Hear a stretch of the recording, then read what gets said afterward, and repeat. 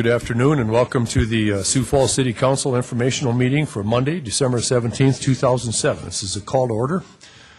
First order of business, I would like the City Council staff report. We'll get some updates from Deborah Owen on the election, the Breakfast Club, and the Charter Revision Commission. Good afternoon. Good afternoon, Sioux Falls City Council.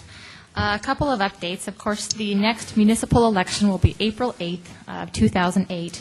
We're actually doing some work, Jeff Schmidt in Department of Planning and I and the other election officials from the school and the county will be actually working to make some precinct changes. This won't affect polling places per se, but because the city is expanding on the south side in the Lincoln County area, you'll see that come before you in a few weeks.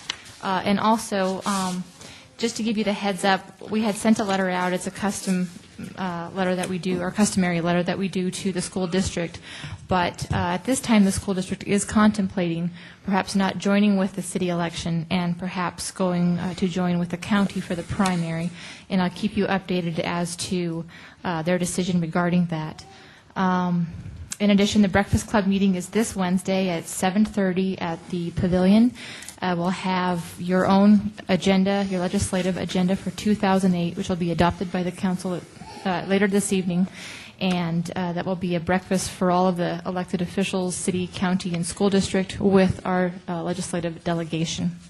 And then just an update on the Charter Revision Commission. They have met last Thursday and then today at 2 o'clock.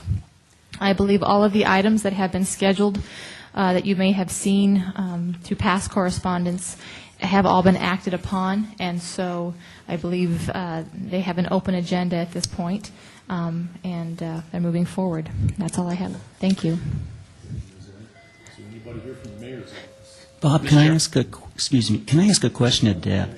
Yes, Deb, I think all of us on the City Council here have a December 31st, 2007 deadline for reporting. Are the forms available now? And oh, thank you. Yes. We have. I don't want to get that $50 fine per day. So. I don't want you to get it either. Yeah.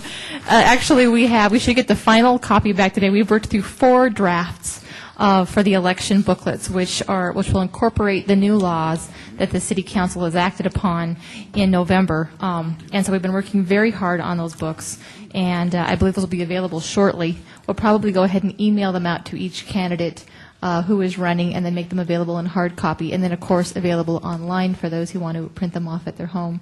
Because of the timeline, we actually had wanted to incorporate a CAD system for reporting on, is it CAD? It's an electronic system where you could actually put the number in and it would carry through the different spreadsheets until your summary page. Given the timeline that we've had, we haven't been able to perfect that yet, but we hope to have that up by January. So thank you for reminding me about the report. Thanks. Thanks for bringing that up, Dr. Staggers. It affects me as well. So, Mr. Chairman? Yeah, Mr. Kavanaugh. I have a question, too. Yes, sir. Does that apply to all 9 of us? Yes, under the new election ordinances, incumbents will file at the end of the year. Even if you have no activity, we'll have a letter available for you to sign. Or if there's been activity or if there's a balance you're carrying over, then we'll need to have you fill out a campaign. So when you say shortly, that means within the next few days, I assume? Well, I'm hoping we have it back right now, but I haven't checked my email. Yeah, yes. And I have a question with regard to the April election. We normally schedule our election with the school board, and as you indicated, they may not be doing that. It's normally our practice to do that to save money. So approximately how much money would we not be saving if we did not have, and is that going to require that we supplement our 2008 budget? Well, that is, the election officials, both Bev Chase, Sue Roush, and myself, had gotten together a couple of weeks ago to discuss really the number of polling places, and that's really what it will stem off of. In the Drake Springs pool in the school district, that joint election, we had 19 polling places. The county would like us to have 50 polling places, which align with her legislative districts. I was hoping we can kind of come to some conversations and maybe kind of come closer to a number of agreement between the 3 entities. If we don't join with a school district, no matter what, we'll pay 100% as opposed to 50% of our election costs. So it will cost us more depending on the number of polling places, because it's kind of like the cost per widget, if you will, in effect to our total sum. It will affect our bottom line significantly, what we choose to do. So the motivation for the county to not join with us on that election is polling places? Well, actually, the county doesn't join, but the school district. I cannot say entirely what their motivation would be to not join. We worked together for decades. We have a working agreement that's been executed back from the 80s that really, and it's been a great relationship between the two parties. I don't know if it has to do with voter turnout, with the primary being higher than the school district with the city, and they only have one candidate who would be up. I've heard at this point in time, and this is not, I don't think, finalized at all, it would be, is it Deb Hoffman? So it's really just one candidate, and they thought about joining with the primary as opposed to with the city. In the city election, our deadline or our date for the election is set by our charter, so it's not an easy date to change. Well, it's of some concern to me that we don't have a resolution to this, and if there is some compelling reason for the school board not to do that joint election with us, I guess I'd like to hear it from them, because it does. I think it does boost voter turnout, and I also think it's good to save the taxpayers money. So when would you think that we might have an answer from the school board? I would imagine by mid-January at the latest. The letter that we had sent out last week to Todd Vick requests some correspondence from them to let us know how to plan our election. Thank you. Anybody else with questions for Ms. Ohl? If not, moving on, is there anybody here from Mayor Munson's office with comments or report? Very good. We'll move on then to the Audit Committee. No report. Very good. How about number 5 is the Fiscal Committee. No report. Very good. Number 6 is Land Use Committee. No report. Number 7 is Public Services. No report. Boy, that was too easy. Well, now we get to the juicy part here of the City Council open discussion. See on our sheet there are a number of topics that we'd like to follow up on, and so we're opening the council or the meeting up to open discussion. Mr. Jameson. Well, I think everyone received an email from Gary Caldwell, as well as an email from Deb summarizing what took place at the last meeting, and I respectfully disagree with Gary on the rendering of an advisory opinion, and I guess I'd turn it over to Gary to let him tell me why I'm wrong.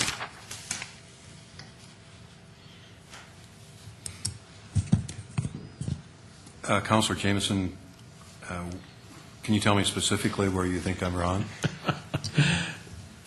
I contend that the advisory opinion is only available to a city council member under the provisions of this portion of the law where a complaint can be filed. I think also an advisory opinion can be rendered by the ethics board for an employee who might have a question, but I don't think there's a provision for the public to request an advisory opinion.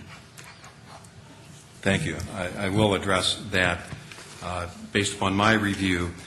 First of all, I would point out that the right of the Board of Ethics to issue advisory opinions is created by the Charter. The Charter specifically gives that power to the Board of Ethics.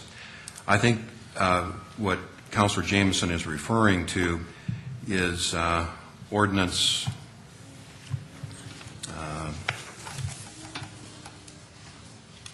12.5-47, which provides any council member may request an advisory opinion from the Board of Ethics, provided that such request is made prior to the filing of a complaint as outlined in Section 12.5-48. I don't read that as being exclusive. Frankly, at the time that that ordinance was drafted, if it were meant to be exclusive, it would have been easy to add the language creating that exclusive right. It is not consistent, that interpretation, in my opinion, is not consistent with the intent of that ordinance. The intent of that particular ordinance is to limit the right of city council members to request advisory opinions, specifically stating that city council members cannot request an advisory opinion after a complaint has been filed. And I think that I understand the reason that the council would draft such an ordinance so that it's clear that a council member could not defeat a complaint by filing a request for an advisory opinion after a complaint has been filed on the same subject matter. Frankly, I'm hard-pressed to express an opinion that I think would stretch the meaning of a particular ordinance, creating a limitation which would take away the right of citizens of this city to request advisory opinions regarding with issues dealing with city council members. Again, I would point out if that's what the council wishes this ordinance to say, it is an easy fix. If I could, I would respond with the fact that if that were the case, politics could become very deadly for a council member by a citizen merely requesting an advisory opinion or a potential candidate requesting an advisory opinion about a council, and then it becomes public whether they're guilty or not of a misdemeanor. He's tainted by the fact that an advisory opinion was asked, and I think that's a thing I would like to see avoided, that council opinion, a council advisory opinion, to me is the council person is requesting clarification prior to any action he or she may take concerning some vote that might be of importance to the citizens of Sioux Falls. And if you take it beyond that anyone can request an advisory opinion, I think we're nullifying the intent of the ordinance. To me, the intent was that I, as a council member, can request an advisory opinion, or as an employee of the city, I can request an advisory opinion, and anything else would have to be treated as a complaint, so you get due process.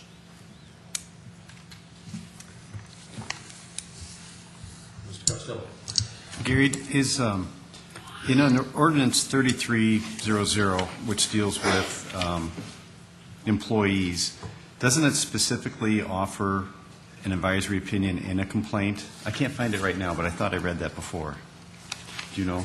Within the powers of the Board of Ethics, as identified in 12.5-18, parent 13, the board is specifically in subparagraph 1 given the power to initiate and receive complaints of violations.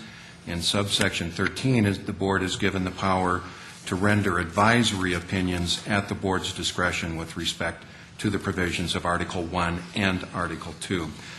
Again, I go, if the wish of the council is for 12.5-47 to create an exclusive right, it is a simple fix. But why wouldn't the ordinance simply say the only way that the Board of Ethics can issue an advisory opinion on Article 2 is at the request of a city council member? That is clear, and I think any other interpretation as the language now exists is strained, frankly. Dr. Staggers. Yes, Gary, is there any definition in city law about what an advisory opinion is? No. I think that's a major, major problem, because it seems to me that an advisory opinion is asked by an individual about possible future actions they might want to engage in. So like as Bob Jameson has mentioned here, a city council member might have concern about an action he wants to take or she might take, and they're asking for an advisory opinion. a department head might also have that kind of concern too. But also, I would concede citizens might have that concern too. If they're having a contract with the city, should I give a city council member this or whatever? They might ask about an advisory opinion for their possible future action. But for me to go around and saying, hey, I want an advisory opinion on Bob Jamison or Gary Caldwell or Vernon Brown or Pat Costello, that just doesn't sound right at all. Well, it isn't right. It's not right at all. Because as Bob Jamison has mentioned, this can become very political. So I think really we have a major problem here by not having a definition of advisory opinion.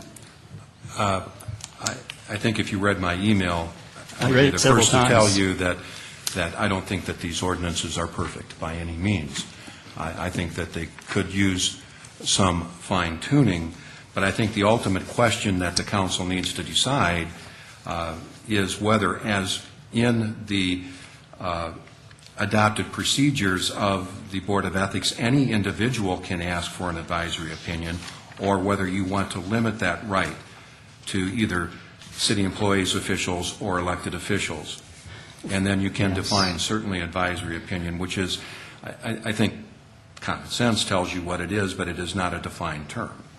Yeah, I mean, to me, common sense defines what an advisory opinion is, but the way it's being used now is not in a common sense way. When we have citizens, asking about the actions of a council member, that should be a complaint.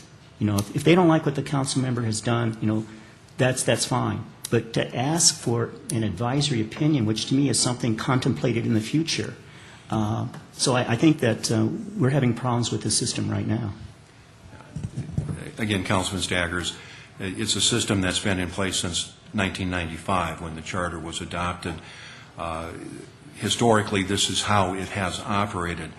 If this council is uncomfortable with that, please, by all means, take a look at this whole area of the code and take a look at what you feel needs tightening or changing.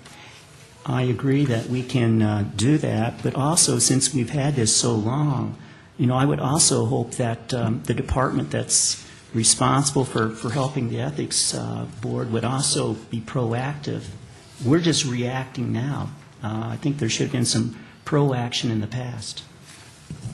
Again, I will state that we interpret the ordinances as written, and this ordinance as written, it is not our opinion that it creates exclusivity, but certainly if that's what the council wishes, change the ordinance. That would be our request of the council so that it is clear how you wish it to operate. Mr. Kavanaugh. I have a question for the city attorney's office. Perhaps I'm missing something here, but I'm looking at Section 12.5-47, which is contained within Article 2 of the ethics. Article 2 has to do with the council. Is that correct? That's correct. 12.5-47 says advisory opinions. Any city council member may request an advisory opinion, et cetera, et cetera. That tells me, well, that is what it is. Where do you see, and perhaps I'm missing it, where do you see the authority for others to request advisory opinions? I see it in the charter, which gives that power to, specifically gives that power to the Board of Ethics, and I don't see a prohibition denying the board that power in 47, again, because 47 is in its complete statement says that any member of the council may request an advisory opinion provided that the request is made prior to the filing of a complaint. I think that you could clearly read that as limiting the power of city council members to request advisory opinions, not creating it. Certainly, that I would agree with that. But what I'm asking is, where in statute does it authorize others? Where does it say others may request an advisory opinion? Because I don't see that in here. Again, I would refer you to the Councilman Kavanaugh, to the charter language giving that power, and then to the operating rules of the Board of Ethics that have been in place since 1995, particularly Section 2.01, that provide any individual could request an advisory opinion. Again, I'm sorry, where was that at? it is in the rules of procedure adopted by the Board of Ethics since 1995, and it's section 2.01. Okay. Just a quick question. If the rules of procedure are not consistent with law, with the city ordinance, which trumps the other? Actually, city ordinance would trump if there were an inconsistency. But again, I don't see any prohibition contained either in Article 1 or Article 2 that restricts the right of an individual, any individual, to request an advisory opinion of the Board of Ethics. I guess we can go round and round about this, but as city attorney and as the city attorney's office, and we have discussed this, we are loath to adopt an interpretation of an ordinance which limits the rights of citizens to have access to the Board of Ethics when the language of the ordinance is unclear. If you wish to restrict that, please clarify the language. Mr. Costello. Gary, I would say that, I would just say on your last comments that I don't think there's any interpretation that we're asking that limits the citizens' access to the Board of Ethics. They always have access through a complaint procedure. But you have, prior to this, had just said that it's provided in the charter that the citizens can file or ask for an advisory opinion. Where specifically in the charter is that provided? 7.01.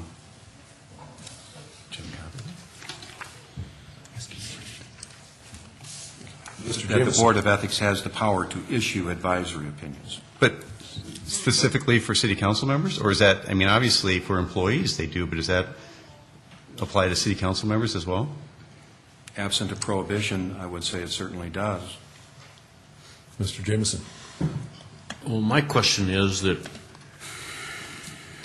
following up on what Councilmember Staggers have brought up, that an advisory opinion is something in the future and would be requested for anything that would concern my conduct. A citizen's conduct, his own conduct, would be asking for an advisory opinion. An employee would be asking for an advisory opinion on his conduct. But I don't think it would be possible for a citizen or anyone else to ask for an advisory opinion on Bob Jamison, Kermit Staggers, Bob Litz, or any other member of the council. That's where I'm having problems. And, again, I guess we can go round and round on this. I am not espousing any particular position except the ordinances as we read them. If that is what the council believes the ordinances should say, please, let's clarify that particular provision so there is no confusion going forward. Mr. Kavanaugh? I'm sorry, but I believe you just told this council that we would be prohibited from doing that by charter. I said, Councilman Kavanaugh, I said that the charter specifically gives the right to the Board of Ethics to issue advisory opinions. Absent a prohibition specifically stated in Article 2 that denies that right to the Board of Ethics from a citizen request, then we could not interpret either the charter provision or the ordinances to say that the Board of Ethics could not entertain a request from a citizen for an advisory opinion on Article 2 issues. Dr. Staggers. In your email to us, Gary, you mentioned about making an inquiry. Can you elaborate on that? Yes. We requested everybody who received a copy of the email whether they had forwarded it. I'm talking about the administration side. No, I've heard this from two different people. So I'm just going to ask the question, were computers looked into, email accounts looked into in your inquiry? Not in my inquiry. We did request of data processing whether we could trace the email which actually delivered the electronic opinion, and we were told we could not. If we could see who had actually received that email. We just made that request. We're, At least as so far as I know. can I ask, Mike is here. That's fine. Yes.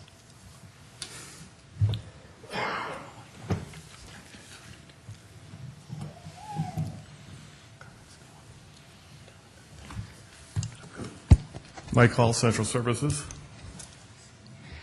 Yeah, I just mentioned to Gary that I've heard two different people say that the city had been involved in taking a look at computers to find out where, a possible email going to the artist leader. Did that happen? I just want to make sure I understand the question. Mm-hmm.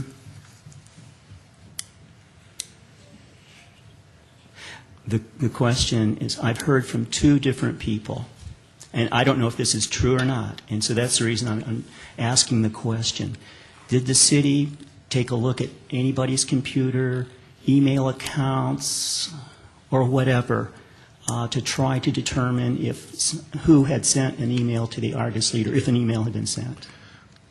Well, the only thing that I'm aware of, and it would come through me if there was Yes. a request to look at email, was to see if email had been sent to the artist leader at a certain date and time, and we weren't able to identify. But in the process, did you take a look at computers in the city? Oh, no. We've got a filtering system that's set up. It'd be like looking at a certified or registered mail. You might be able to capture a date and time and a recipient as you would with a certified letter. You wouldn't be able to see the contents of the letter, but you could perhaps find out if something was sent at a certain time and date to a certain address. Okay. Yes. If I could, Yes. I want to give the council assurance. We've had this discussion. It's been a while, but the code of conduct and the code of ethics that we follow in IT is at the strictest, highest level. We're entrusted with that mail system, as is the post office, and we don't violate that trust. And I can give every council member here assurance that your individual email account through the city has never been violated. And I've never been asked by, I've been a director for 7 years, and I've never been asked by either administration to violate that trust. Very good. Mr. Kavanaugh, and then we're going to move along here. Mike, would that same assurance apply to any of the individuals that we communicate with? Oh, absolutely. The only way that we, if I could expound, the only way that we look at an email account is if there's an investigation going on. And typically, if a city employee were being investigated, more often than not, that involves HR and the city attorney's office, and there must be some kind of reasonable suspicion to conduct an investigation. And then as the key holder, if you will, we could provide that tool to access. With city employees, again, there's a computer users agreement, and I think we've had this discussion, that reminds city employees that their email account is the property of the city, and that there is not to be any expectation of privacy. With that said, and again, especially in light of the members of the city council, there has been no request, never an investigation, no request to investigate or to look at city council members' email. Dr. Sagers, then we're going to move Yeah. along here. Gary said that he had made an inquiry to you. Well, what we were What is- talking about earlier, and there's two separate Okay. things here. Okay. One is to look at kind of that return receipt. And again, that's not looking at the email document itself. It's looking to see, did mail go from this location to another address? And that was undetermined. There wasn't any information to indicate that mail had gone from this location to, say, the Argus Leader at a certain date and time. So so there was a check here to see. I don't know how the system works really. So I just assumed to get out of our system to get it over to the Argus Leader, there's a point, and you were checking that point to see if anything gone? Is that how that's working? Or- Well, I use the term return receipt or certified letter language just to kind of describe that when it leaves our email server, there's a date and time stamp that's put on that. We know the location where it's going. Okay. Let me just, I guess, one more question. I don't want to belabor this, but is this appropriate to honor a request like that if a law has not been broken or whatever? Well, I draw a huge distinction between looking at an individual's email versus the amount of mail that maybe has had a postmark on it. If they're using the city's email system as you would the city's mail service, we put a date and time stamp on all of that mail. So if there had been an email sent to the Argus Leader, you would have been able to tell Gary who had sent it, right? Well, that's kind of a moot point because it never got to that. Yes, but I mean, hypothetically then. Yeah, the filtering system would allow us to see where that mail went to, yes. Very good. Thank you, Mike. Thank you, Dr. Staggers. You know, I'm not exactly comfortable here sitting here as the chair addressing these things, but, you know, as you might imagine, I've looked at the ethics or the appearance of ethics, you know, for the city council and this organization through a different set of lenses here recently. And, you know, there's a couple of things here that troubled me. Last week, we sat here and voted each other in on CCOG and UDC. And I would like to ask the city's legal department on a written opinion on the appropriateness of us doing that, number one. I thought if we did get in trouble, I'd be in great company, number one. Another thing that occurred to me is I've been to two of the charter revision meetings and listened to the proceedings and thought a lot about what's going on there because ethics is a very important part of that discussion as well. In doing that, I see the assistant city attorney advising the ethics revision or the charter revision committee. And I thought, yeah, is that appropriate? Because you know, we've got somebody with a vested interest advising changes in the charter. And I'm not certain that it shouldn't be an outside source doing that. And I wouldn't, you know, I see where throughout the conversations, all this, that we have the ability as a council to propose an ordinance for the charter revision. In light of all these things, and since we seem to be sort of at an impasse with this subject, I would like to assign this to the Public Services Committee for further review and investigation of types. Mr. Kavanaugh. If I might, Mr. Chair, you're right, we're not going to resolve this today. But I think the Public Services Committee would be, is probably ill-equipped to look at this issue from the perspective that we have here. We have I think, a huge difference of opinion between many council members and our legal advisor. It's my understanding that we have in our budget a certain amount of money that we appropriate every year for outside legal advice. Is that not true? I would like to ask, rather than going to this committee, I would like to suggest that we ask the clerk's office to bring back to us at our next meeting what procedures, what dollar amount we might have, and what procedures we could put in place to request an outside legal opinion as to this issue. Well, I'd like to take a little straw poll on that there, you know, as to who would be in favor of that here in the council. Raise your hand. Very good. The ayes have it. Then, Deborah, would you do that? And then, Vernon, I'd like to rescind my request to you to have one more thing in public services. Moving along here, are there any other things here that would like to be brought up? Pardon me, Mr. Costello, sorry. Thank you, Bob. Gary, I just had one more question on this. On 7.01, on the general provisions, under the Board of Ethics, it clearly calls that the City Council shall, by ordinance, establish a Board of Ethics and administer and enforce violations. Isn't that what we're doing here in the form of Ordinance 32 and 33? Yes. Okay, so then if we further limit the procedures and powers, or so to speak, of how that's done, isn't that become the procedures by which they're supposed to follow? I mean, because I don't understand in Article 2, which accounts for city council members, there clearly is an advisory opinion in a complaint process. And in Article 1, that is for the employees, there is similar. I don't understand how you're saying that because it doesn't specifically say that citizens can ask for advisory opinions, that it's assumed that they can? You're talking about, if I might, Councilor Costello, you're talking about 12.547. Right. Which again says that council members can request advisory opinions and limits it. Again, if that were meant to be an exclusive ordinance, it would have been a simple process at the time of drafting to provide that exclusivity. It did not. For more than 10 years, 12 years, the Board of Ethics has operated not treating that as exclusive. And frankly, what I am suggesting is that the language is not exclusive.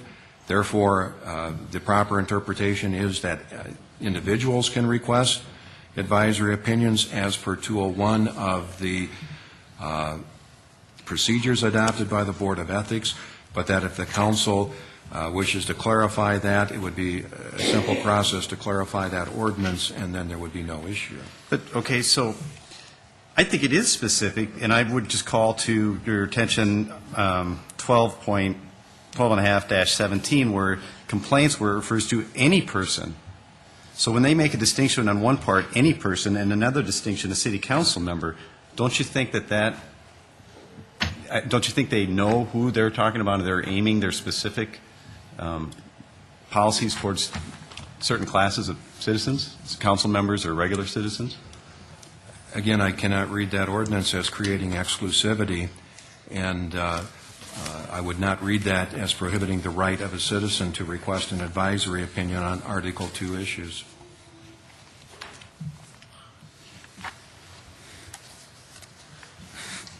Dr. Staggers? I mean, actually, I do agree a lot with what Gary's saying. I spent a lot of time taking a look at this, the charter and the ordinances and so forth, but I still think you have an extremely flawed definition of advisory opinion. I mean, I think that's the crux of the matter.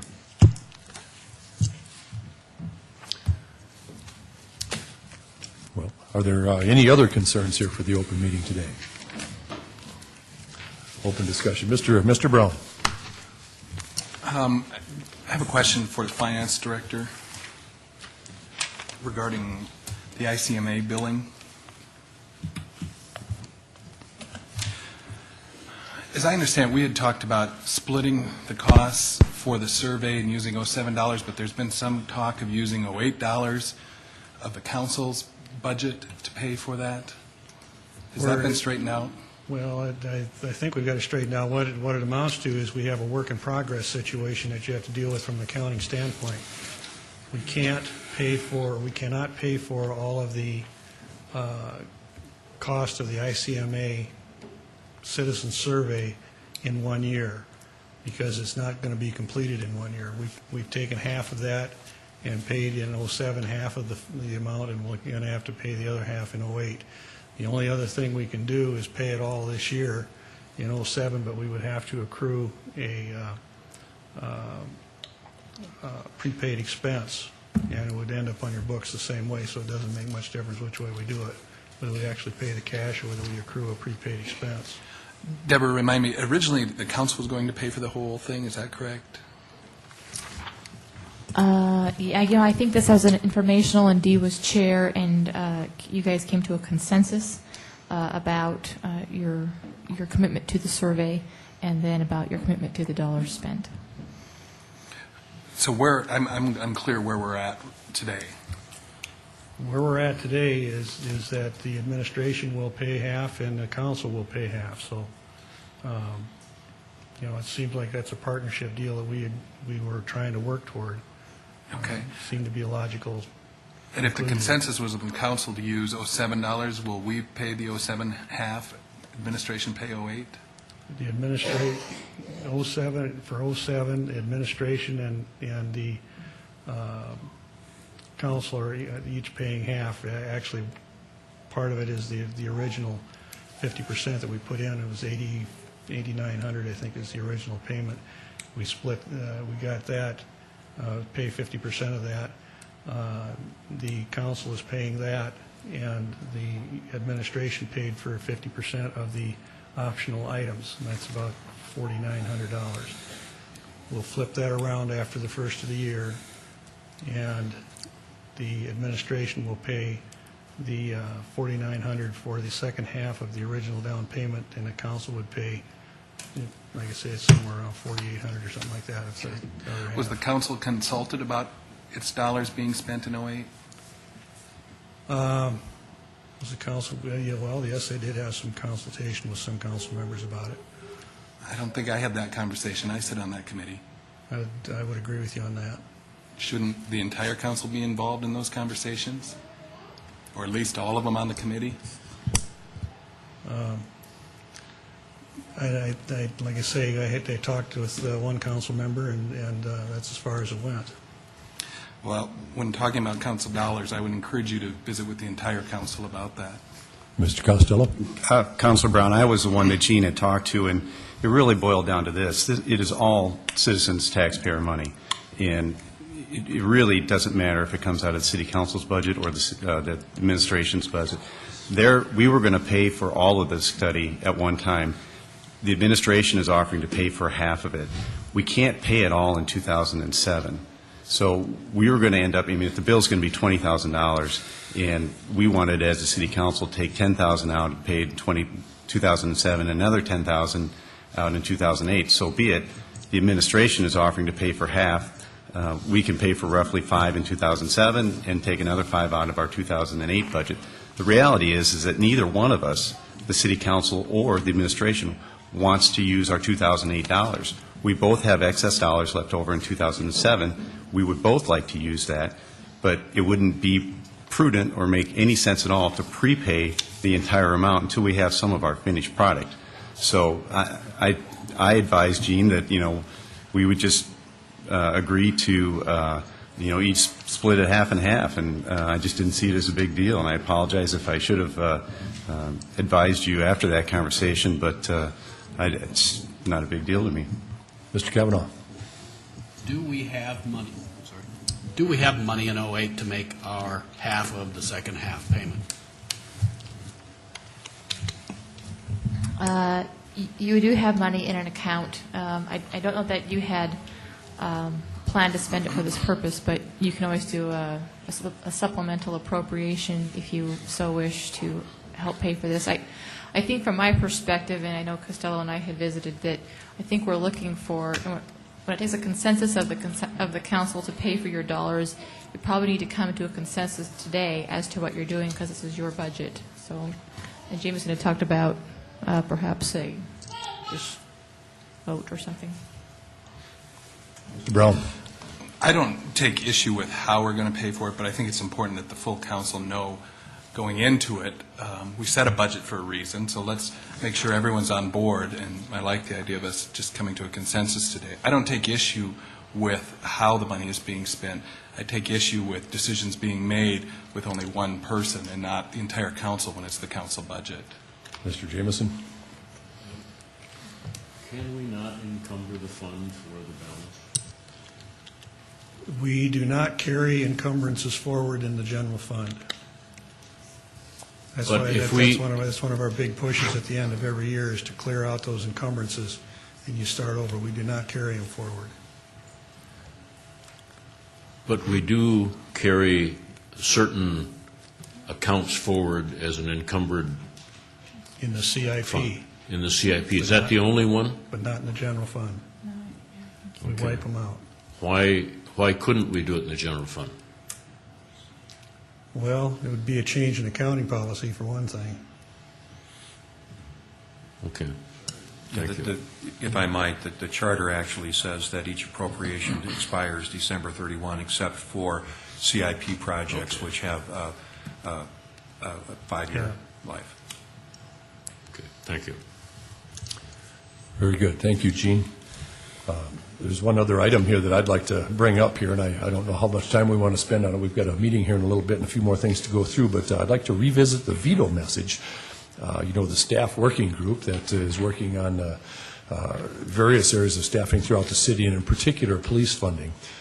We've had a little bit of discussion, a few emails concerning that, and I'm just kind of wondering how the council would feel about assigning that to a committee. Mr. Kavanaugh.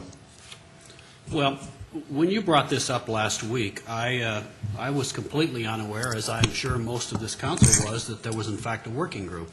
I'm reading, I went back and read the veto message, and I quote from it. The mayor said, "With the council's support, I would suggest creating a committee of council members and city staff that would form a guiding policy for addressing staff needs in all areas." A day after our meeting, we get an email from the mayor's chief of staff saying, "Oh, the mayor has appointed a small working group. They're working on a strategy, and they're almost done with it, and they're going to bring their recommendations to the council." That is not my opinion, working with the council to form a guiding policy. That is putting together the recommendations and then bringing it to us. I'm not sure how this happened, but I'm not happy about it. I think this is counter to what was stated in the veto message, and I'm just not sure where we're at with this. Again, from what I understand, they're almost done with their recommendations, and we've had no input in it. I think we all had a common email from the mayor talking about this and the probability of bringing something forward, and the mayor was looking for 2 to 3 council members to put input on the product that they have here. And I discussed it with council leadership Dee Knutson before she left, and I did not get a response, but I was wondering if Councilor Kavanaugh, you expressed an interest. Mr. Brown, I was wondering if you would be interested in this here, and I certainly would donate some of my time unless there's another volunteer on the council that feels real strongly about showing up for this. Mr. Kavanaugh? Well, I certainly would be more than willing to serve on this group. I just want to reiterate that I'm disappointed that we're being asked at this point in time to become involved, when in fact we should have been asked 2 months ago. Very good. Then would the council as a whole feel it acceptable if Mr. Kavanaugh, Mr. Brown, and Mr. Jamison has just agreed to take my place on this here? Would that be suitable for the council? Anybody object? Very good. Those are the names that we'll put forth to give to the mayor then to review the proposal that they'll have.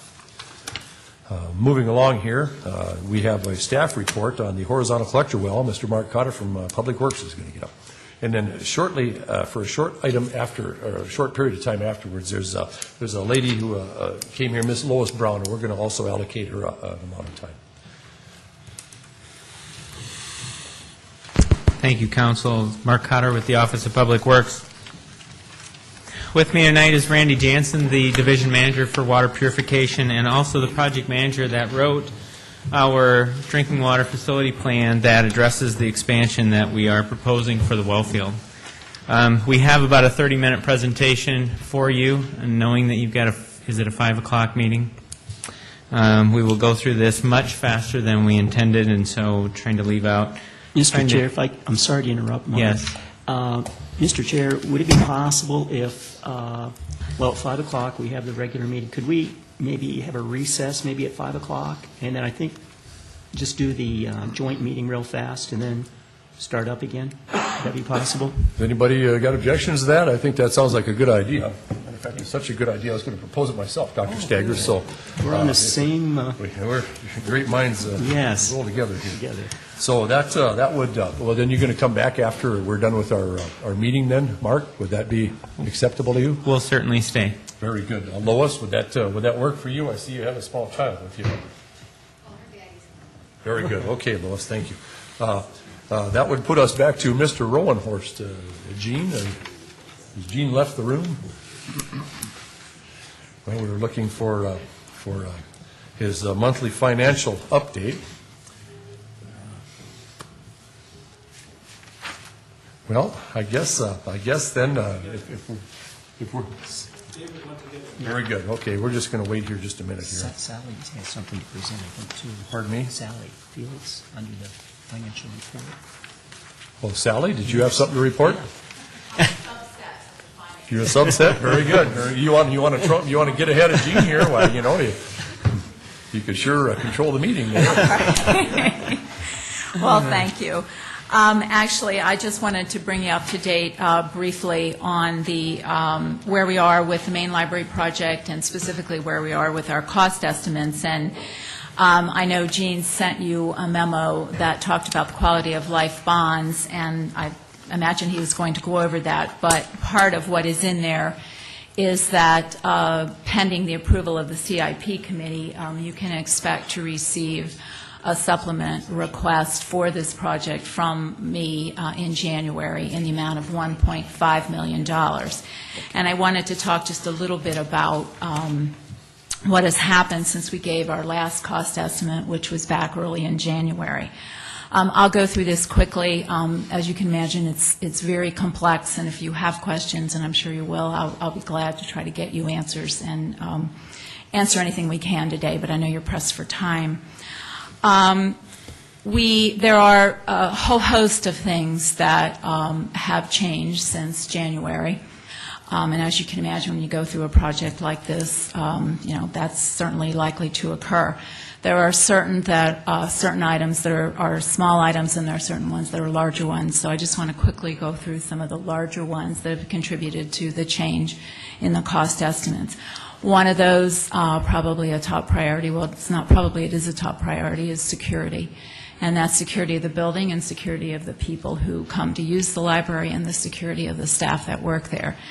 It's no surprise to you that this has been an issue with our downtown library back for quite a number of years. And when you talk with people, the public, they want to make sure that we do what we can to make sure the building is safe for people to come. So we have added quite a bit of items that relate to security in our discussions with the architects over the last several months. I'm not going to go into all the details of that at this point. I certainly can do that, at a later point. The architects are certainly planning for security, but not to the extent that we really wanted to have it. So that is a contributing factor in this new cost estimate. We ran into some utility issues. Electrical transformer has to be relocated, and fiber cable has to be relocated. And it's interesting because the fiber cable that connects City Hall with the library, with the Law Enforcement Center, goes through the library. So this has caused, again, a much more complicated electrical issue to be dealt with than probably any of us realized at the beginning, and certainly than the architects realized. We are looking at flexibility for the future, and it actually was a recommendation of a few of you when the architects were here back in September, that we make sure that we build the addition so that it can be added on to in the future. I was under the impression at that time that we had communicated that to the architects, but we had not, and I take responsibility for that. So we have made changes, and the plan now does call for us to be able to build, obviously we're not going to build a second floor now, but in the future to be able to build onto that. So that has added to that cost estimate. We also have what is called an access flooring system, and it's a raised floor so that you have easy access for it underneath. One of our issues we've been dealing with at the main library, and many places I'm sure have been dealing with it, is that our cables are full, and they've been full for quite a while. And so one of the advantages of an access flooring system is that, you just pop it open and you can go under it. So it is very, very flexible. The architects had not planned to put this under the new addition, but we really felt that we needed to have it there, again, looking for flexibility for the future. We're working on curb appeal, if you will, for want of a better word. The main library, has been very functional for these past 35 years, but it certainly is a very utilitarian, unattractive building. So we have done things to enhance the look of the building, both on the outside and the inside, and these also have contributed to that cost estimate. And finally, furniture and equipment. We've updated that. We'll use whatever furniture we can in the building. If we can use the shelving, we will. I think some of the shorter shelving in the children's area we will be able to reuse. I'm not sure about the tall stacks. We're going to lower the height of the stacks for a variety of reasons. But we're going to be buying a lot of shelving, tables, chairs, chairs that go with tables, comfortable seating, chairs for comfortable seating in areas, computers, phone system, and it goes on and on and on. So we did need to update those costs as well. Just quickly, the timeline is to let the bids in early February, and then award a contract in early March, and then begin construction early April. As I said, pending the approval of the CIP committee, we will be bringing forward a supplemental request in January. Thank you, Sally. Any questions of Sally? Mr. Costello. Sally, could you please email us tomorrow or whenever a little bit more detailed on the $1.5 million and the dollar amounts to all those various things you just mentioned? I will do the best I can with that. Some of the items I can put a dollar amount exactly to. Some I need to work with the architect on. It's kind of been a work in progress, so I will do the best I can for you on that. Thank you, Sally. Thank you. Next, we have Mr. Rowenhorst. Mr. Rowenhorst, would you like to do your monthlies? Mr. Chairman? Yeah, Mr. I would Kavanaugh. suggest that we've got less than 5 minutes here. I think our guests here from the north, I think let's get them seated, let's start our meeting on time, and we can recess. Very good. And go back to the Those are Kavanaugh. Continue the Sioux Falls City Council, December 17, 2007, informational meeting. Mr. Rowenhorst, appreciate your patience. If you'd come up and give us your monthly financial update.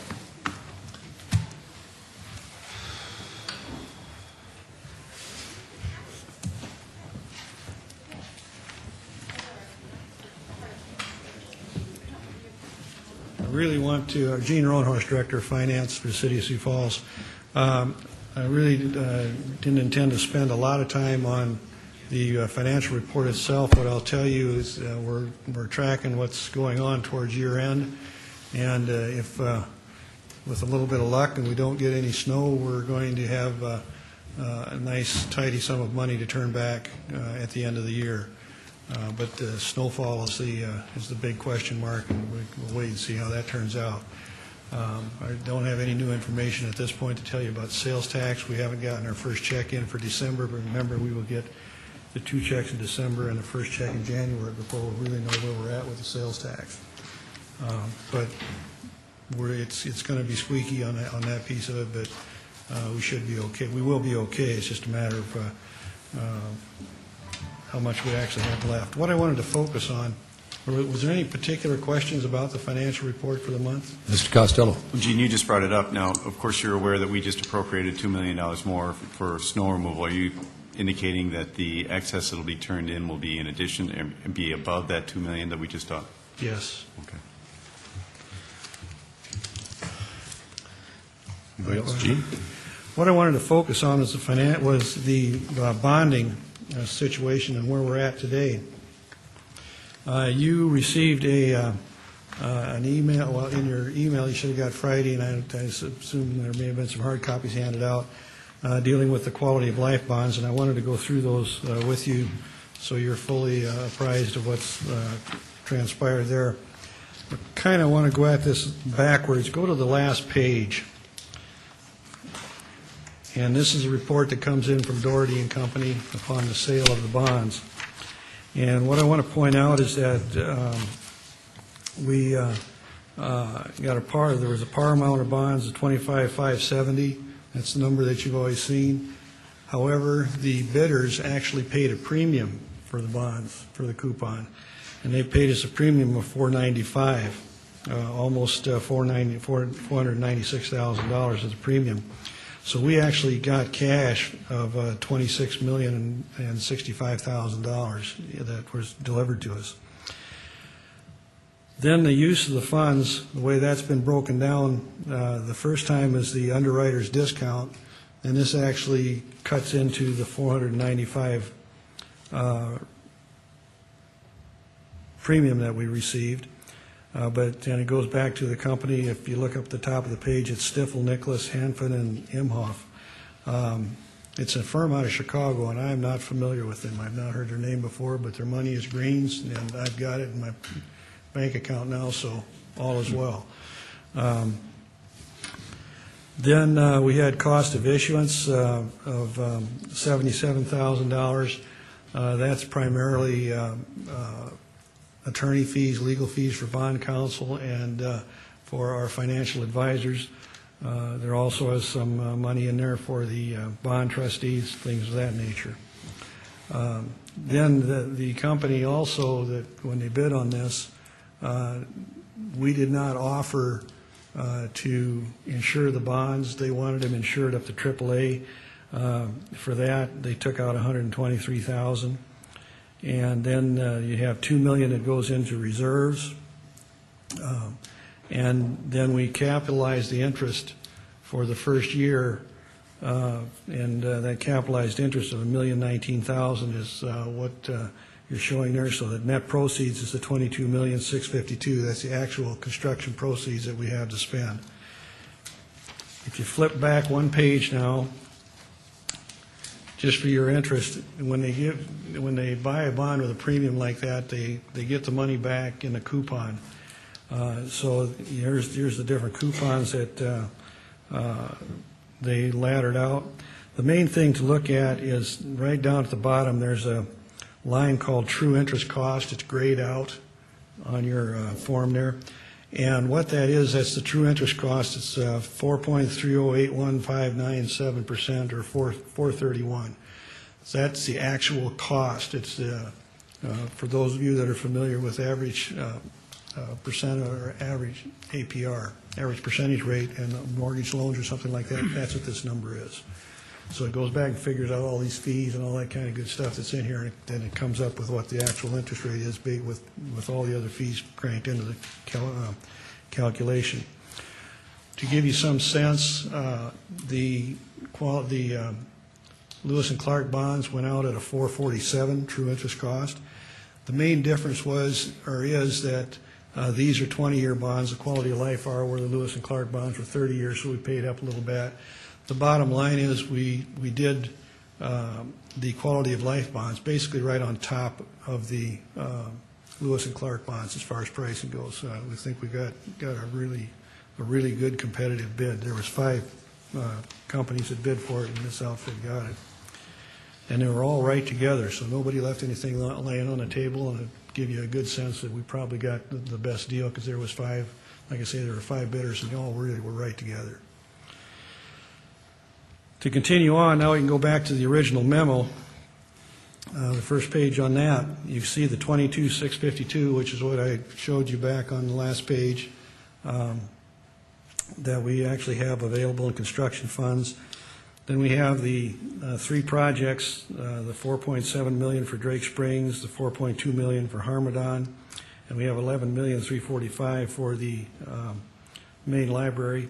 So we've actually got construction costs that have been approved of $20,257,000, and that left us $2,394,000. Then you see that we took out another $1.5 million. That's the changes that Sally talked to you about just a few minutes ago. So we're going to end up with a contingency of $894,000 for the period of the construction. We don't know what the bids are yet that are on the library, but if the bids all come in, first the $4.7 million on the swimming pool, that is what will be spent on that. We'll back into that construction. The $4.2 million for Harmadon, we've got about half of that done, probably not quite half of it done, and we'll finish up the rest of it in the summer of '08. So the numbers on that are pretty hard. So the main library is the one that we don't, we've got the architect's estimates, but that's as good as the numbers get there, and we won't know for sure until we actually let the bids out on that. So with that, what I'd like to draw you, are there any questions on the bonds themselves there? Mr. Benninga. Gene, can you tell me a little bit about the timing of when we will finish the bids on Drake Springs and Harmadon, so we know exactly what the reserves are going to be? Well, the Drake Springs, like I say, we'll back into. That'll be a build to $4.7 million. Whatever you can build, you build. So that number is a pretty hard number. The Harmadon Park one, I believe those bids are actually all let already. Of course, we've already done almost $2 million worth of the work that's been done. We will pay sales tax back out of these proceeds.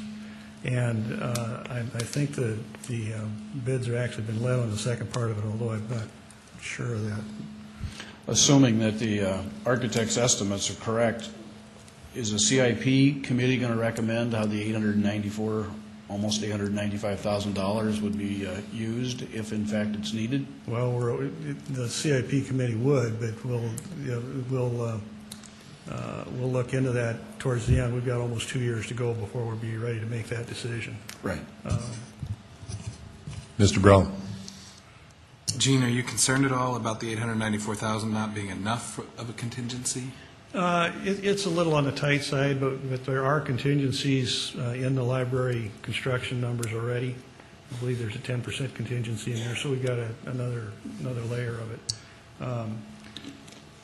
Worst case, sales tax might have to come up with some money if we couldn't get all the work done for what's anticipated at this point. And over the next 2 years, we'd certainly be able to find enough money in the sales tax to pay any shortage that we didn't have from the bonds. Mr. Kavanaugh. Gene, would it be possible, another scenario might be that we'd have alternates in the bid? Would that be? Oh, yeah. The whole bidding process of the library, I really can't talk to you in great detail about exactly what's going to happen there. So I'm sure that all the alternatives are open. I don't know if they'll have any alternative bidding in it or not. But in terms of, you'd have a base bid, then you'd have alternates that way if it did, okay. Just back to this, I need to understand, get my head around this. The reoffering premium, that's actual money that they paid to us for? Yeah, they wired, Stifel wired us $26,065,911.85. And that additional $495,000 we are going to use for what? Well, that is used in actually two places. The underwriter's discount, you can essentially take the $145 out of that, $145,000, and then the $123,300 for the insurance to try and bring it up to a AAA bond. Okay. And the rest of it will come out in the coupons. Coupons? The actual coupons that you see listed in here, those coupons are priced to recover the remainder of that amount of money by the buyer of the bonds. So the additional $495,000, is that going to cost us over the course of 20 years additional interest? No, see, the 430 that we're talking about, or 431 that we're talking about, that cranks in all of these front-end costs. It's just like when you make a real estate loan and you have a bunch of appraisal fees, closing fees, all that kind of good stuff, and that all gets cranked into when you calculate the APR. That's exactly the way this works, and that's why you use that true interest rate, because it takes all of these different twists out of here. Normally, why somebody would do or why they're pricing the bond the way they did with the coupons and paying the premium, they've got a buyer for those bonds that for some reason wants this in their portfolio structured in that particular manner. Okay. We don't know about it. Mr. Bennigan. Just to follow up on the reserve question, and I'm not sure, can you tell me or find out the information on the reserves that were projected into those three projects? You talked about 10% for the library. Did we use the same 10% for the pool in the park? Well, like I said, there is no reserve in the $4.7 million because we will back into that number. Whatever okay. $4.7 million buys us, that's, that you'll bid, the bid on that is going to be bid to a budget of 4.7. End of story. What about the park? There's not as much in the way of reserves there, like I say, because I'm about 99% sure we've got those contracts out already. We just couldn't get to them this year in 2007. Mr. Costello? Anybody else? Well, thank you, Gene, for your patience. Well, let me take you one step further. Very good. Question always seems to come up. Turn to page 16 in your financial report, and that is all of the outstanding debt that the city has at this point, including the quality of life bonds. And what I want to point out, if you go about halfway down the page, you'll see I hope you got your magnifying glasses or you have your good glasses on. Yeah. The print's a little small. It says total debt governmental activities. That comes to $88,297,000. That is debt that is being paid by sales tax or out of the governmental funds. If you go down to the next section, total debt business type activities, in that same amount outstanding, $141,853,000. Those are primarily bonds that are, there's a pledge of sales tax, but the repayment is actually coming from user fees. So it's not a draw on our general funds. It is, this is water and water rec, primarily, that's the big chunks in it that we have there. So we broke this down a little bit differently for you, so you can see which bonds are governmental and which one are the ones that are actually coming out of the revenue bonds and their user fees. Then if you look at the real fine print down on the bottom, there's two things down there. The first one, resolution number 17707, that's the SRF loans that some reference has already been made to. You approved the application for those funds 2-3 months ago. Tonight you're going to be looking at the actual ordinance to approve the issuance of 4 out of 6 of these bond issues with the SRF funds. These are 2.5% loan money for that kind of activity. And the last thing I want to draw to your attention, you've heard about the special assessment bonds that we've been working on to get the streets up where we want them to from a timing standpoint. We're showing $7 million here. That's actually going to come out to be about $5.8 million when all the smoke settles. $7 million is what you approve, but we're working with Wells Fargo right now to they won the RFP to provide the funding for us, and they're working with us very closely, and that number is going to be about $5.8 million. So that is the bond position. If anybody asks, you should be able to tell them in great detail what we have outstanding in terms of debt and who's supposed to be paying for it. Other questions, Mr. Chairman? Mr. Staggers? Yes, Gene. This is about the line of credit. We were supposed to get proposals in and so forth some time ago. How's that going? We got one respondent. One respondent, and it was Citibank? Yes. And what kind of interest rate did they propose at this time? 6%. 6%. Any other questions of Mr. Rohnhorst? So are we going to accept that then? Yes, we're working on them with it right now. Okay. Mr. Kavanaugh. Sorry. With regard to the two SRF loans that you referenced, I'm wondering, and I realize these are enterprise supported, part of the business type activities. They will be part of that debt service. Yes. Either you or Mark could answer this question. When we have our annual assessment, I know you have the consultants come in and you review what's going on and you realign our rates based on that. Do they take a look at this type of debt? Do they take a look at what our capacity is for taking on this debt and what our alternatives might be? Mark Cotter with the Office of Public Works. They certainly do, and especially with some of the bonds that are in front of you tonight for council, we've looked at our revenue streams, and we certainly have coverage for that. And so that the piece that gives us that surety when we do it every year allows us to look at what our CIP projects are, what our expected financing is, and what our expected rates would be. So we do. Thank you. Anybody have? Just one thing to note on here. There's actually, I believe, 6 loans, Chad, SRF loans here, 4 of which you will see tonight. That's about half of it, and the other 2 will be coming. I'm not sure how much later they'll be coming, but you have 2 more coming yet then. Total just right at $50 million. Thank you, Gene. Next, we have Mark Cotter, Director of Public Works. He's He's going to give a presentation on the horizontal collector well.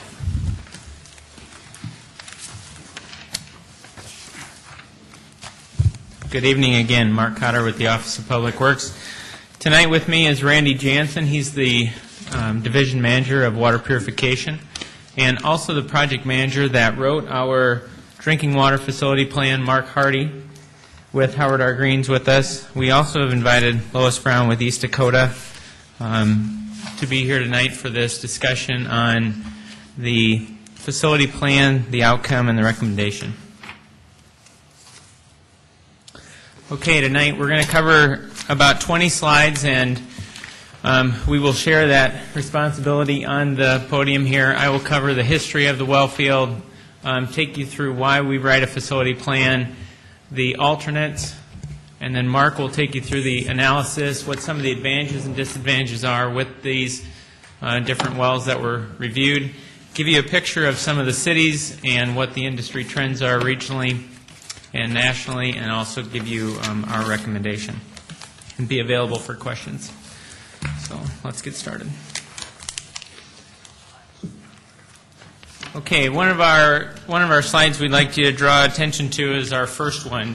Our existing well inventory. Got 69 supply producing wells. There's 16 Bragstead wells, and each of these will give you a schematic of what they look like. But just to give you a history point of when they were constructed, 16 Bragstead wells, that is a previous city engineer that was proprietary to the City of Sioux Falls. There was a number of those constructed in the airport area between the 30s and the 50s. There's 14 collector wells. These are truly the backbone of our system, and they're proven as we constructed a number of them in between the 50s and the 70s, and then now again from the 2000s moving forward. We've got a period in the 80s and 90s where there was 36 vertical wells that were developed, and then also 3 miscellaneous wells. The two pie charts I think are very telling, where we've got where we break them down by number on type, and on the up above where it says 53%, that's 53% of the wells are the vertical style wells. One of the key things we want you to look at, though, from the difference in the pie charts is the top one, 20% of our wells are collector wells, and then conversely, the pie chart on the bottom, those 20% of our wells produce 62% of our current supply. Excuse me, if I could ask what's a collector well? Is it the Rainy? It is. Oh, okay. They are called Rainy collector wells. Okay. Mr. Chairman, if I could, we took like a 20-year break. We went from collector wells, and then we spent 20 years doing vertical wells, and then now we're going back to collector. What's that all about? And potentially Randy can speak to this, but there was a philosophy during the 80s and 90s that we were developing several vertical wells. And I think what we're seeing now as a part of this recommendation is our 14 collector wells that were developed in the 50s that are still the backbone of our system are still producing significant amounts of water. What we see in the vertical wells that are, once they reach that 15 to 20 to 25-year life, we're having to go in there and fully redevelop them based on what they were developed for capacity at the beginning to really where they're at today. We certainly, don't get me wrong, the vertical wells have their place and in some conditions produce very good, but we'll kind of take you through the different pieces schematically of what makes up the different wells and hopefully answer some of those questions. But again, that's really what we want to show you from here. 20% of our wells, which are the collector wells, they produce 62% of our water. Okay, real quick schematic of the Bragstead wells. These are very good wells. Again, they're proprietary to the City of Sioux Falls, previous city engineer. And these are large diameter. They're 40-foot in diameter wells with orifices at the bottom where the water comes in, these well ports. And essentially what happens is as water comes into a well, some material can get into the well. Well, what Randy's crews does on a scheduled basis as it's needed, potentially up to in that 5 to 10 year ranges, we go in and actually any material that makes its way into these well ports starts to reduce the amount of capacity of water that can come in. So they can simply go in and remove any of the material that gets inside here. And then the unique part is that just P-rock gets dumped down here. And so this, it gets to be some fairly clean material to kind of redevelop the well and give it several years of life again. Again, constructed back in the 30s, still producing great amounts of water for us. Schematic on a vertical gravel packed well. We've got a number of these in our system. We've got also some aerial views that we'll show you by color how many of these to add up to that 13. But essentially, you drill a hole, a vertical hole, and then you sink a stainless steel well screen and pack the outside of it with clean gravel. One of the things that's key is that we've got a shallow aquifer for Middle Skunk Creek and for the Big Sioux River. And so one of the things that you have to be aware of is that this last bullet, when we talk about total vertical screen length of approximately 25 to 35 feet, and Mark Hardy will speak more to this when he gets up here, but one of the things we've got is we've got a static water level here listed. But once you start to pull water into a well, you start to get something that's called the cone of influence, which starts to come down at that kind of an angle, and it's hard to show that on this. But one of the things you'll see is then we've only got, if this is 50 feet from the ground to the bottom of the aquifer, you probably only have about 60% of that depth that you can actually use for real screened material, real screening where you can get water in. So again, if we're at a 50-foot depth aquifer, we're probably only going to have a screened depth of about 25 to 30 feet. So remember that number as we talk about the horizontal collector wells and how we're trying to, for this evaluation, we're trying to look at 3 vertical wells as opposed to 1 horizontal collector well. Okay, schematic on the horizontal collector well. Again, these are very good in shallow aquifers that we have just north of the city, where there is a 16-foot diameter casing that is sunk down to either hard clay or bedrock. And then from this point, we push out approximately 200 feet. And so if we do that 4 or 5 times around that radius, that's that horizontal collector well, which in the previous slide we talked about with a vertical well. For each development, we would probably be in about 30 feet of screen where we actually receive water. Each one of these is close to 1,000 feet. It is also at the bottom of the aquifer, and so we don't have that cone of influence as much as what you do when you've got a concentrated vertical pipe. You've essentially lowered the whole area slightly as opposed to one small area. That's why it many times takes multiple vertical wells to try to achieve what you can do with 1 horizontal well. The other key here is with the maintenance, you see that there is a valving here. One of the questions that came up prior to the meeting is that it was understood that horizontal collector well screens don't last as long. The only thing that would cause is if like a mild steel went in during the original development. We did have some of those. But our intent is whether we do a vertical well or a horizontal collector well that it would be stainless steel, good stainless steel. Okay,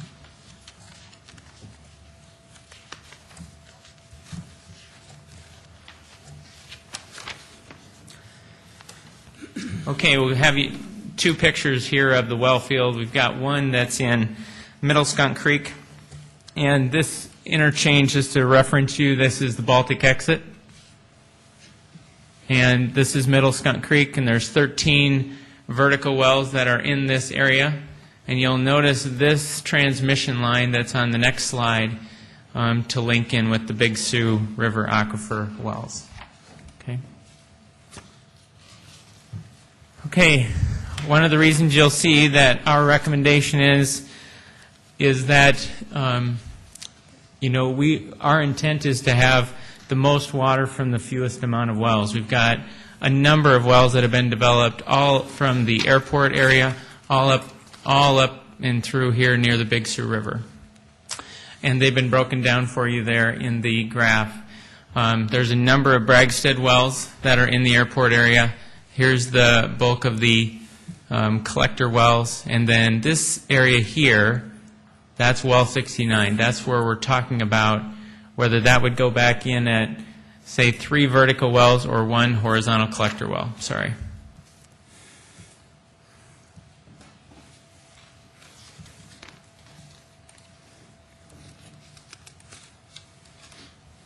Okay, the Wellfield Facility Plan. What's its purpose? It's required to receive state revolving funds. Just like Gene had mentioned, they are. It's a program that is for water systems like ours, and one of the things it does, it allows the people that administer the funds, that makes them know that we looked at our alternatives and we selected the best alternative for the situation. It also includes the descriptions of the projects and the opinions of probable cost. It also provides the final recommendation. The alternatives evaluated were really 4, and every facility plan you'll see always has a no action. What happens if we don't do this? The next 2 are new vertical wells near the existing well 69, and well 69 right now is a vertical well. Then a new horizontal collector well in this same location, or we go off and we find a new area through test pumping to locate a brand new location for a new horizontal collector well. Essentially, we're going to focus on the second and third bullet tonight to really focus down in those areas.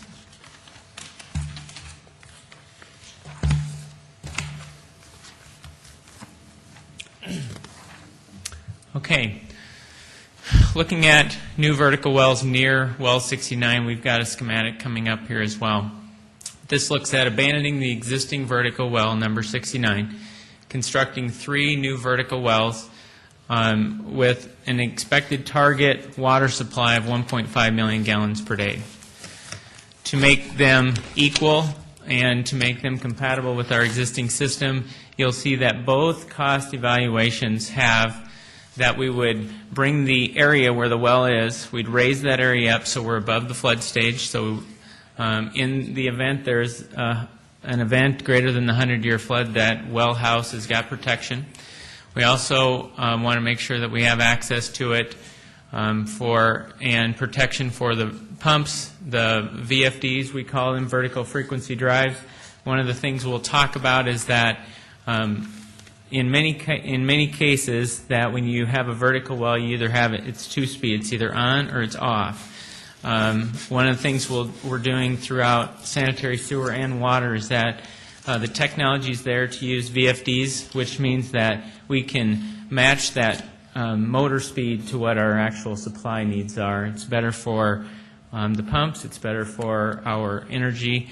It just allows us, with the logics that we can do now with the depth of the aquifer and the amount of supply that we need, both options have VFDs in them.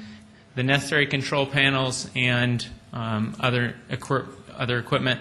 For the 2 additional well sites, we would be purchasing land. That would also have to get roads to their area, have to put raw water transmission mains in, and have to get power to each site. What you're seeing there in the photos is the last horizontal collector well, but that can be a very similar well house, and then that's just one of the vertical turbine pumps there. Okay, to give you a schematic of what we've got here for well 69, and bear with me on my pointer. This is the existing location, and this is the existing raw water transmission main that comes over to a large main that goes to the plant. So one of the first ones would be to just simply move over and drill another well here.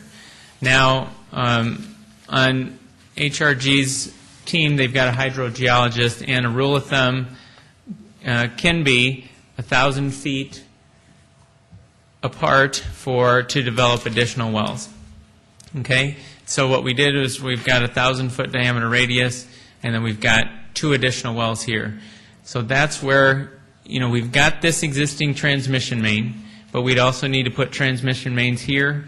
We'd have to put roadways. We'd have to go through the environmental permitting aspect. We'd have to go out there and certainly do more test pumping to make sure that these are good locations for wells. And we also don't have the probability that this well here may end up affecting the yield of one of the original ones. But for purposes of the cost estimate, this is the spacing, and this would be a representative layout. Okay? Okay, now I'm looking at one new horizontal collector well in this same location, and this is the same well house shown here. There's also an interior area. Here's the vertical turbine pump. Here's that VFD drive that allows us to logically from the plant. If you've been in the water plant, you'll see that Randy's SCADA, that they can dial in these wells exactly where they need them. This is the logic that we use to do that. And so here's one vertical well, one horizontal collector well with a target of 1.5 million gallons per day. We would have the same variables in place that we would have with the other wells, which is we'd build the area up above the 100-year flood event. We'd have the vertical turbine pumps, VFD drives, control panels, flow meters, displays, and other equipment. We'd be using the existing access road, the existing raw water transmission main, and we've already have power to the site. The area has been permitted, and so we would essentially be able to move forward. This is this tower here. This is the communication device that allows Randy's team to work with this well all over the wire. Okay, so a similar schematic, only we've removed some of the captions. This is where we would abandon the existing vertical well and sink a new vertical well. We'd be utilizing the existing access, the existing power, and utilizing the existing raw water transmission main to get over to the main feeder.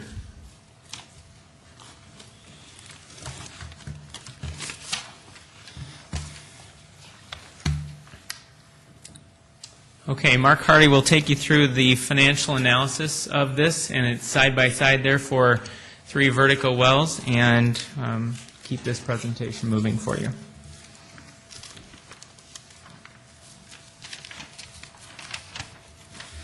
Thank you, Mark. Mark Hardy with Howard R. Green Company here in Sioux Falls. This slide, like Mark says, does a side-by-side comparison, and I've listed out some of the major items and kind of how they compare across the board.